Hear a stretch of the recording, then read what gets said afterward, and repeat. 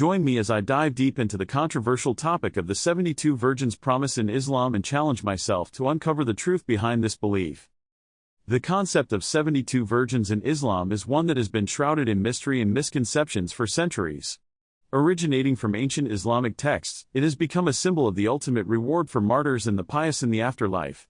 But what exactly does this promise entail, and how has it been misrepresented in both religious and secular circles?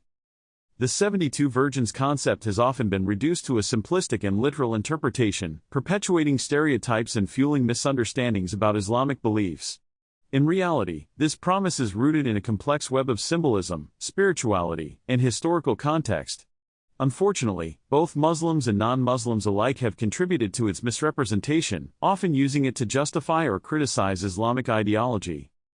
In religious discussions, the 72 virgins promise is frequently used to demonstrate the supposedly primitive or misaligned views of Islam. Secular critics, on the other hand, have exploited it to portray Islam as a repressive and patriarchal religion.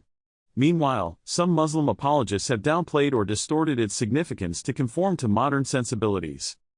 The cumulative effect of these misinterpretations has been a pervasive misconception about the true nature of the 72 virgins promise, obscuring its original intent and significance within Islamic theology.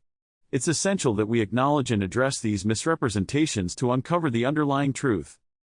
To delve deeper into the historical context of the 72 virgins promise, we must examine the Islamic texts that first mentioned it.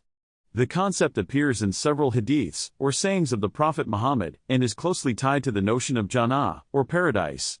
Scholars have offered various interpretations of these texts, ranging from literal to metaphorical and allegorical readings. The earliest and most influential of these interpretations emerged during the Islamic Golden Age, where scholars like Al-Ghazali and Ibn Arabi infused the concept with rich spiritual and philosophical meanings.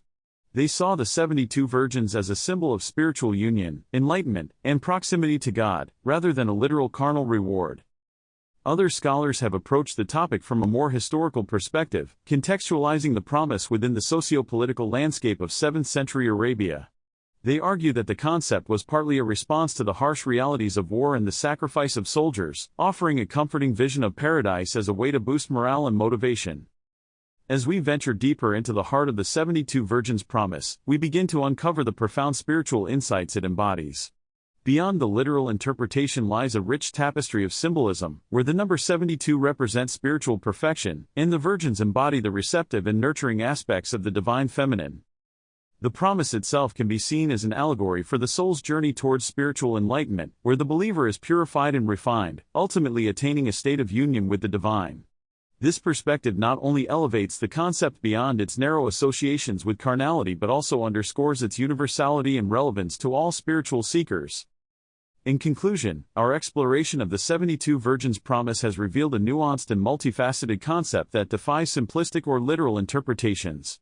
By acknowledging the historical context, symbolic meanings, and spiritual implications of this promise, we can begin to appreciate the profound significance it holds within Islamic theology. Thanks for watching, and I'd love to hear your thoughts on the 72 virgins promise in the comments below. If you're interested in exploring more misconceptions and religious beliefs, be sure to check out my next video on the topic.